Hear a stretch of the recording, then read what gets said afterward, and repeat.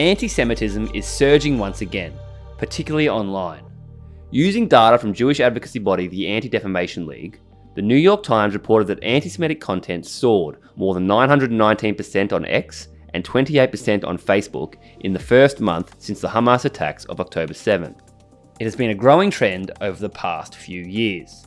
According to a European Commission report from 2021, there was considerable growth in the use of anti-Semitic phrases across French and German social media accounts during COVID. It's a theme that has been replicated across the world, echoing a centuries-old narrative where racists use global events as an excuse to attack and scapegoat the Jewish people.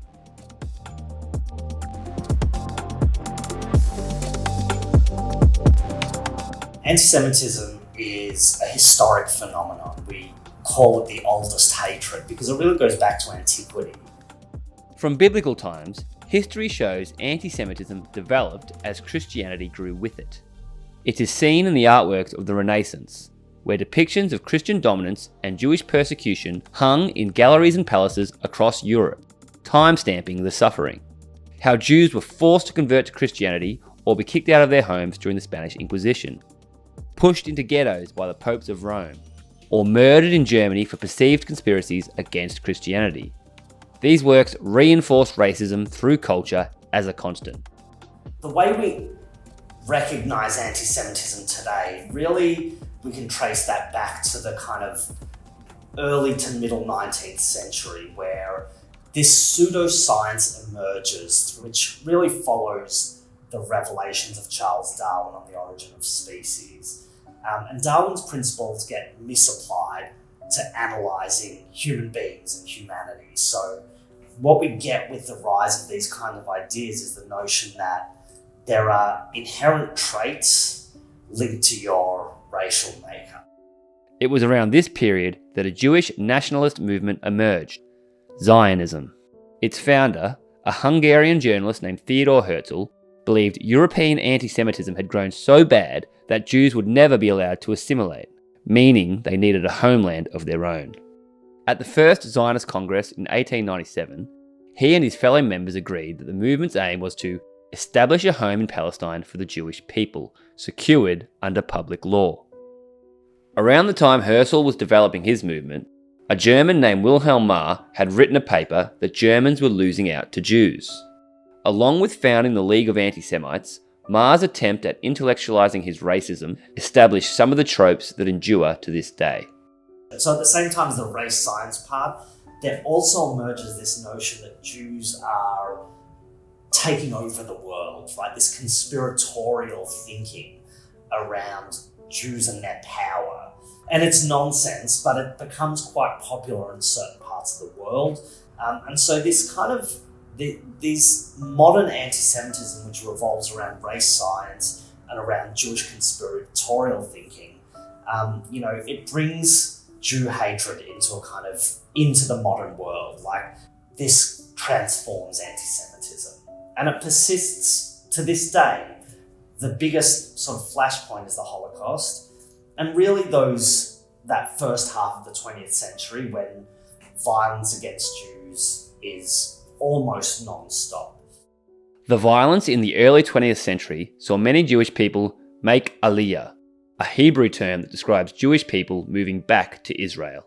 Yet despite having just fought a war to depose the Nazis and decades later the fall of the Soviet Union, anti-Semitism remained entrenched, spiking around global events and harming new generations. So why does this racist conspiracy hold such sway? I think it stems back to the fact that anti-Semitism is slippery, even though in the West anti-Semitism became less acceptable after the Holocaust. It never went away. People have not stopped blaming the Jews for their problems. The rise of social media has played a huge role in the spread of anti-Semitism. With the rise of YouTube, Twitter, TikTok, it's just much easier to be confronted with anti-Semitism. You don't have to go looking for it. Recently, anti-Semitism has evolved again. Some people, like the Israeli Prime Minister Benjamin Netanyahu, are concerned that anti-Semitism is behind criticism of the State of Israel and the political movement that created it, Zionism. Zionism wasn't something dreamed up entirely by Theodor Herzl. The idea that God promised those lands to the followers of Abraham called the Israelites goes back to the Old Testament. It took until 1948, when Israel was declared by Prime Minister David Ben-Gurion, who was then head of the World Zionist Organization. The declaration meant there was now one Jewish nation in the world, along with the numerous established around Islamic and Christian beliefs. However, since this point, the concept of what Zionism is and what it hopes to achieve has become heavily debated. Zionism isn't one thing, and it's never been one thing. It's been attached to a whole range of political worldviews. There was rarely agreement on what that ought to look like, whether that took the form of a nation state, which was the most kind of prevalent version of it. But, Zionism was one of many political movements in the pre-Holocaust Jewish world. It wasn't even the dominant one. But the Holocaust changed things for many Jews. The fact that there was nowhere to go, establishing a Jewish state in what was then Palestine came at a huge cost. As Israel developed, decades of war marked its foundational years, and this difficult relationship with its neighbours continues. It sparked war with not only Palestinians, but also surrounding neighbours. It saw the displacement of hundreds of thousands of Palestinians from their homes.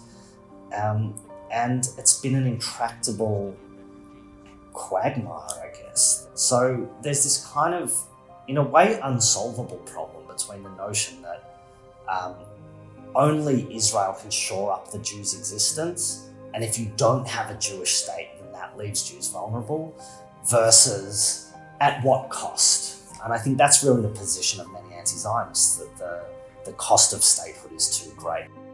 The intractable bargain accelerated both anti-Semitism and questioning of Zionist ideals across the globe. But is criticism of Zionism criticism of all Jewish people? But I really think we should think about it more like a spectrum. And there are people on all different positions along the spectrum. Is anti-Zionism anti-Semitism? It can be. And, this is part of the struggle to define anti-Semitism. Many governments, universities and organisations use what is known as the IHRA definition, the International Holocaust Remembrance Alliance's working definition of anti-Semitism. It states that anti-Semitism is a certain perception of Jews, which may be expressed as hatred towards Jews. It goes on to say, rhetorical and physical manifestations of anti-Semitism are directed towards Jewish community institutions and religious facilities. And that was adopted by countries, by universities, as the definition. And one of the critiques that came out of that was it was a bit too rigid in some ways, that it would have a kind of chilling effect on particularly academic freedom and freedom of speech. In 2020, to alleviate these concerns, a range of Jewish academics convened the Jerusalem Declaration. This attempted to create space between the racism against Jewish people and the acts of the State of Israel. On the face of it, it is not anti-Semitic to support the Palestinian demand for justice, offer evidence-based criticism of Israel as a state, or boycott or divest from Israeli businesses. The quest for definitions has offered no confirmed position. We're in a heightened period right now as well, when many Jews in places like Melbourne and Australia more broadly feel very vulnerable and very sensitive to anti-Zionism. And when I say many Jews, I say that because there's also like a cohort of Jews that identify as anti-Zionism. So I don't want to generalise and say Jews feel this way or another way. Again, it's a spectrum. Instead, communities, hurt and scared, recede further from the difficult conversations needed to be had. One of the things that's concerned me locally, obviously I'm very concerned about the unfolding crisis in Israel, and particularly in Gaza. But one of the things I've been concerned about locally when I look around is the impact that it has on our social cohesion and our ability to connect with one another and our ability to have difficult conversations. And these are difficult conversations. necessarily so. And I think it starts from a place of empathy, and that's our role at universities also, is to teach and model how to have those discussions. So I think it comes from a place of understanding why people feel the ways in which they do, and seeing them as fully human and imperfect.